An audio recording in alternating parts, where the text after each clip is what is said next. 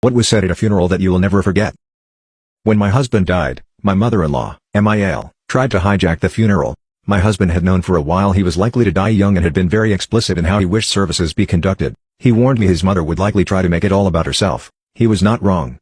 She objected to most everything, chosen from his clothing to the music, the officiant, the casket, even personal family traditions from my family. In the week between his death and his services, she made it known to anyone in my small hometown who would listen how much of a total which I was cutting her out of the arrangements. Not even my father-in-law, a man I loved dearly, could get her to calm down. I was a wreck. I was 38, having just lost my 46-year-old husband, my mother-in-law destroying my reputation to inflate the sympathy she was receiving. It was a mess. All I could do was hold the pieces of myself together by the threads and try to be the bigger person. And, yes, she knew the arrangements I was implementing, including the delay of services for family to arrive from out of town, had been explicitly at my husband's direction before his death. During the viewing before the funeral, his aunt, my mother-in-law's sister, came to me by the casket. She said she knew I was going through a terrible time and that she wanted to apologize for the way my mother-in-law was acting. Imagine the worst overacted dramedy you can imagine, instead of grieving naturally.